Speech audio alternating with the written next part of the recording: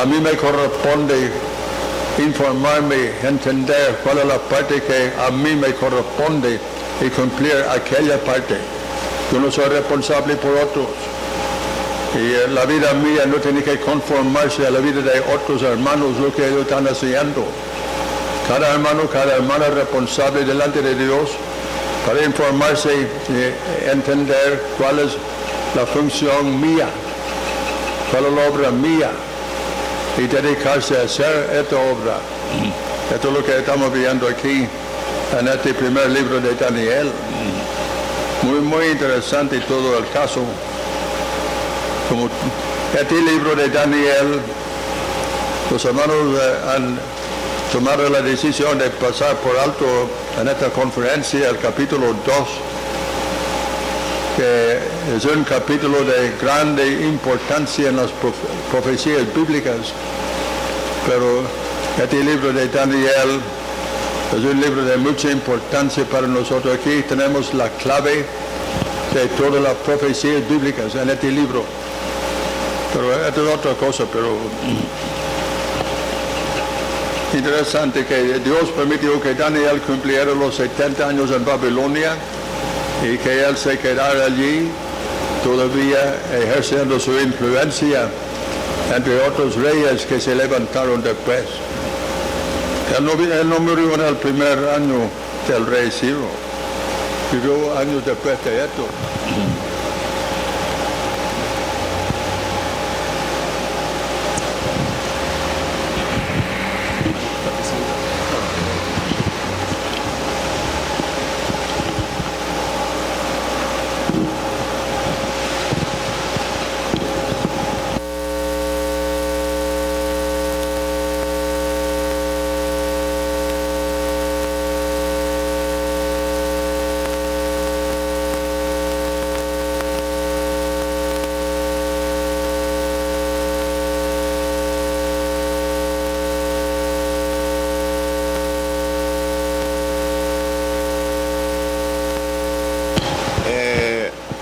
El libro de Daniel se caracteriza, hermanos, por el número 7.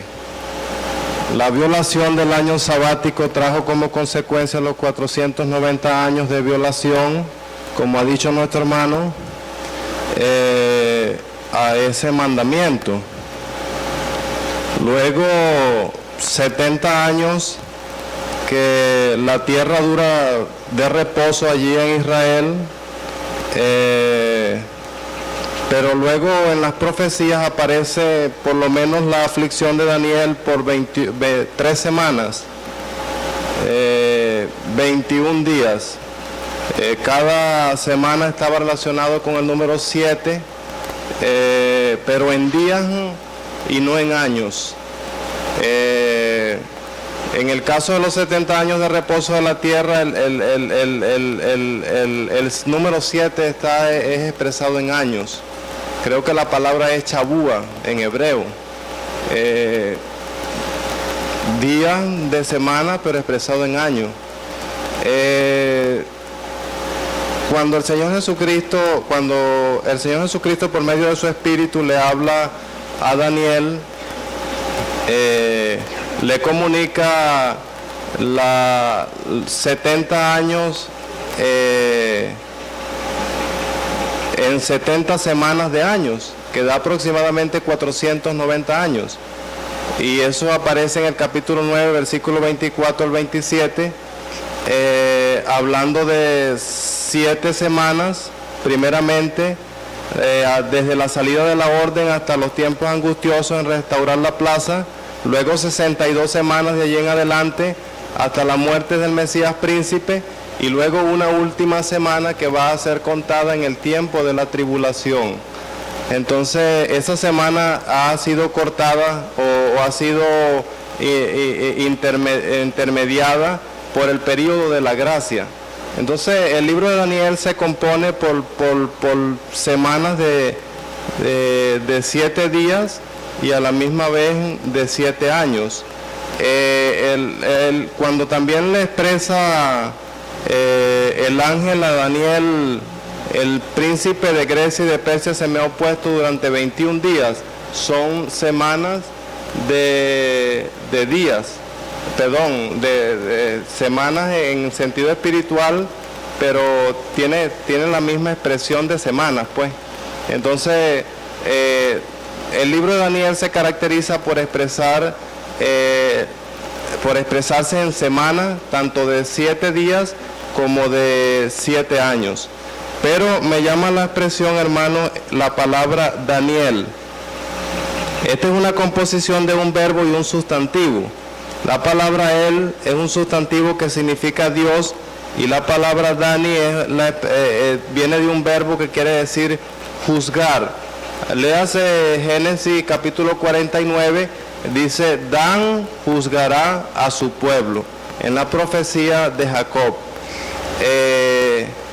Léase Génesis capítulo 28, dice: Betel no es otra cosa que casa de Dios y puertas del cielo. Entonces esa palabra Dios allí tiene que ver con el nombre de Él, un sustantivo. Lo otro que quería notar es que ellos son deportados por Nabucodonosor, pero el imperio babilónico no comienza con Nabucodonosor, sino que lo origina Naspolazar. De allí en adelante vienen otros emperadores en secuencia. Está Nabucodonosor, está el hijo de Nabucodonosor llamado Belsasar, y está Evil Merodach. Más adelante vemos que ellos son transportados a Babilonia, a la tierra de Sinar. Léase bien Génesis capítulo 11, allí está los que salieron de Oriente y se establecieron en la llanura de Sinar. Ellos crearon allí una torre. La torre no era muy grande, era aproximadamente de 46 por 64 por 27 de alto. Aproximadamente algunos escritores que nos hablan de medidas en cuanto a estos asuntos. El caso era que allí iba a ser un centro de idolatría. Y vemos que este muchacho Daniel sale de Israel y se sitúa en una ciudad que era la cuna de la idolatría. Mire, hermanos, qué difícil fue para Daniel pararse allí en medio de la idolatría que estaba circulando en aquellos tiempos. Pero ¿qué lo sostuvo, hermano? Propuso en su corazón no contaminarse. Esta palabra aquí, propuso, es la misma palabra que se conoce como proposición, que viene en la idea de los panes de la proposición, o poner delante. Pero la palabra aquí en el original va mucho más allá de cualquiera cosa que se propone. Creo que lleva la idea de educar por medio de la mente y el corazón al alma a actuar conforme a la voluntad de Dios según sus propósitos. Creo que esa es la idea aquí. Es la misma idea de Romanos capítulo 1 versículo 13. Me he propuesto ir a Roma. Era un propósito que iba ligado a la voluntad de Dios. Pero, ¿qué conllevó este propósito, hermano? Termino con esto. Conllevó a que Daniel fue usado grandemente en los propósitos de Dios en Babilonia. Hermano, es una realidad. El hombre y la mujer que se propone guardarse para Dios en santidad, Dios lo va a honrar, como hemos oído, lo va a usar en grandes cosas, de modo que si alguno se limpia, será instrumento para honra, santificado y útil al Señor, y dispuesto para toda buena obra.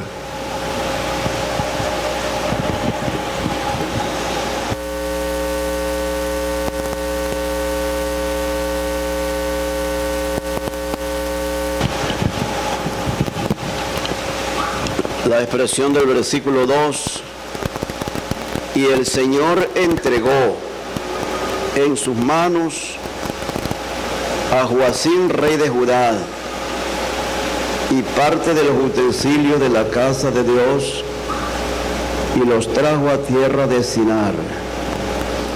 Es una expresión que me deja entrever que no fue la iniciativa de Nabucodonosor, ni el poder de su voluntad entrar a la tierra de Israel y sitiarla y llevar el primer grupo con el rey Joacim. Todo esto, esa expresión, y el Señor entregó en sus manos. Todo eso venía de parte de Dios. Dios venía advirtiendo a Israel una y otra vez acerca de su pecado favorito, su pecado predilecto, la idolatría. Creo que ese fue el detonante más fuerte que llevó a Israel, y como ha dicho don Santiago, ellos tenían el deber de trabajar la tierra durante 6 años, y el 7º año la tierra debía descansar, pero ellos continuaron, no le dieron descanso a la tierra, y ese fue otro detonante que contribuyó a la cautividad. Estaba viendo en Segunda de Crónicas, capítulo 36 otra vez, versículo 15, y Jehová, el Dios de sus padres, envió constantemente palabra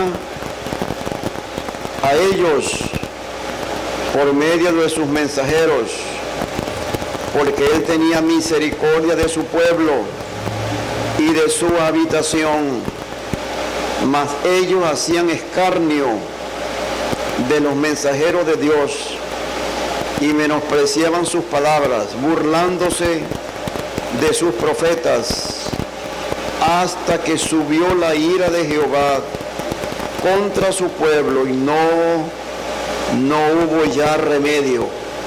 Muy triste, ¿verdad? Dios estuvo enviando una y otra vez su palabra por medio de los profetas, lo que indica que Dios fue paciente con ellos, esperando que ellos refrenaran su locura en la idolatría y en sus continuos pecados. Ese Joacim fue el que mató a uno de estos profetas, a Urías, en el libro de Jeremías, capítulo 26, versículo 23. Fue el hombre que quemó el rollo, quemó los escritos de Jeremías, procuró matar al mismo profeta Jeremías y a Baruch, su escriba. Todos aquellos pecados, hermanos, fueron llevando, como dice el salmista, un abismo llama a otro abismo a la voz de su cascada. Fueron pecados uno tras otro, hasta que Dios agotó su paciencia, si se puede decir. Estuvo esperando una y otra vez, envió constantemente palabra a ellos por medio de su mensajero, porque él tenía misericordia de su pueblo. Él quería frenar la locura de ellos, pero no escucharon, taparon sus oídos. Como dice el profeta, dijo Dios a través del profeta Jeremías: ¿a quién hablaré? ¿A quién amonestaré? Aquí que sus oídos son incircuncisos, no aman la palabra de Jehová. Pero él estuvo hablando, enviando a través de estos profetas, y me llama la atención esta expresión: hasta que no hubo remedio. O sea, el mal de su pueblo era incurable. La forma de hacerles desistir de ese pecado era llevarlos a la cautividad por 70 años. Jeremías capítulo 25 y Daniel capítulo 9. Daniel está escudriñando las escrituras en un estudio cuidadoso para ver el tiempo que Jeremías había profetizado en su capítulo 25 de los 70 años que ellos iban a estar en cautividad. No sé, y dejo una pregunta: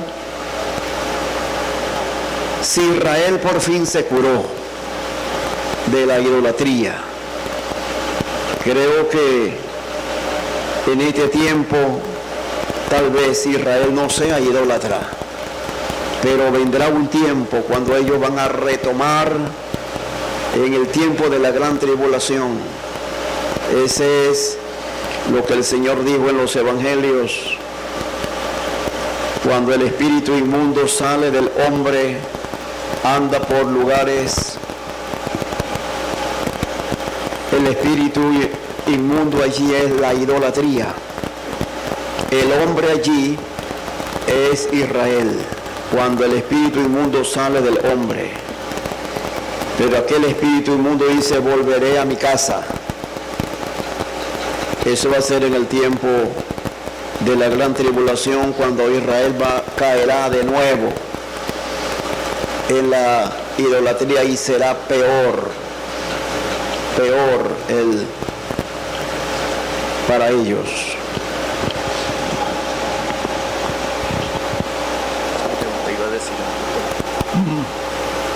No, pero para el pueblo del Señor, muchos hermanos no entienden que la palabra de Dios habla de una semana de días y en otra parte una semana de años.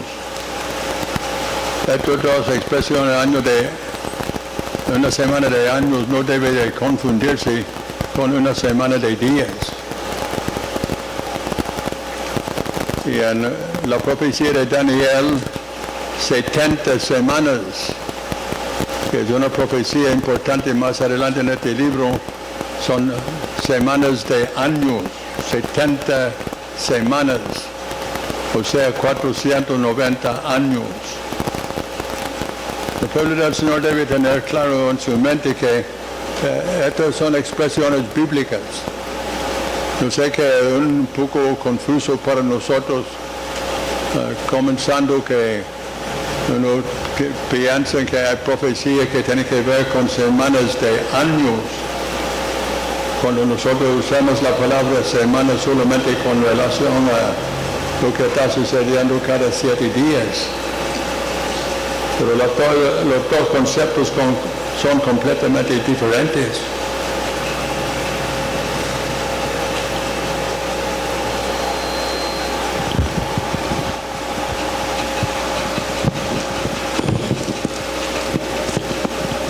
Llamamos la atención nuevamente al comienzo. En el versículo 2 dice: y el Señor entregó en sus manos a Joacim, rey de Judá, y parte de los utensilios de la casa de Dios. No fue el poder de Nabucodonosor. Nabucodonosor seguramente pensó que era él el que había podido tomar a Jerusalén y había podido llevarse aquellos utensilios de la casa de Dios. Como hemos escuchado, la tendencia de Israel hasta este tiempo fue constantemente hacia la idolatría. Ellos podían pecar cualquier otra clase de pecado, Dios los juzgaba, Dios los perdonaba cuando se arrepentían, pero cuando se trataba de la idolatría fue cuando Dios dijo aquellas expresiones que significaban: vosotros no sois pueblo mío. Esa tendencia hacia los ídolos de las naciones, de los que habían sido ellos bien advertidos que era por causa de esa idolatría que los llevaba a aquellos de las tierras de Canaán, a donde ellos fueron llevados para poseerla, que era para juicio de aquellas naciones, que ellos tenían que ser una nación diferente. pero ellos constantemente desobedecieron y ofendieron a Dios. Y a ellos no los debería tomar de sorpresa esta cautividad, porque por medio del profeta Jeremías los había advertido. Pero uno aprende de los que son expertos en este tipo de estudios de los libros, y sucede que cuando Daniel dice aquí, en el año tercero del reinado de Joacim, rey de Judá, vino Nabucodonosor, rey de Babilonia a Jerusalén y la sitió. Que todavía cuando él hizo esta incursión en Jerusalén, la primera vez, él no era el rey de Babilonia. El rey de Babilonia era Nabopolassar, lo mencionó el hermano allí, que era el padre de Nabucodonosor.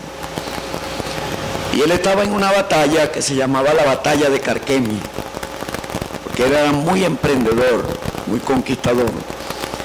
Y él venía victorioso de esa batalla de Carquemi, pero a él se le dio aviso que su padre, Nabopolassar, había muerto.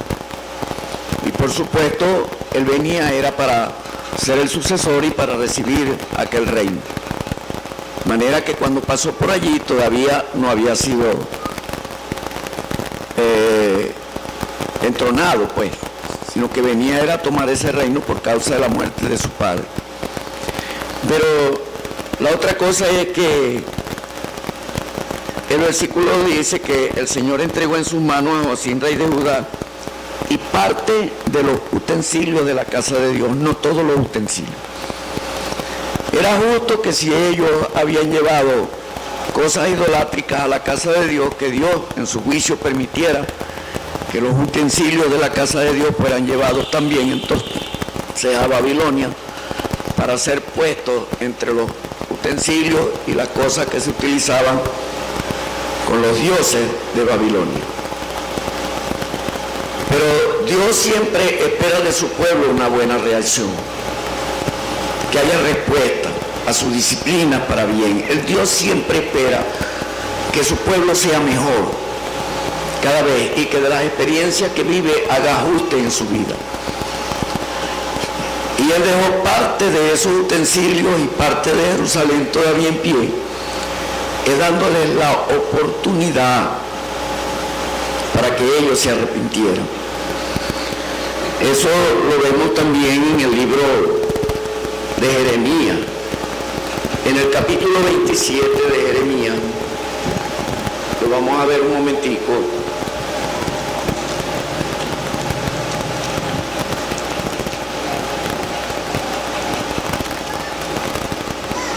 Y en el versículo 18 dice: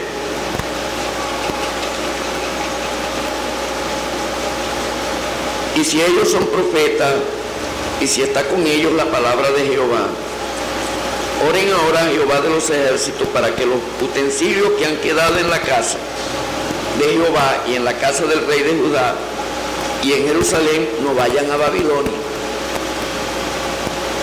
Porque así ha dicho Jehová de los ejércitos acerca de aquella columna, del estanque, de las basas y del resto de los utensilios que quedan en esta ciudad, que no quitó Nabucodonosor, rey de Babilonia, cuando transportó de Jerusalén a Babilonia a Jeconías, hijo de Joacim, rey de Judá, y a todos los nobles de Judá y de Jerusalén.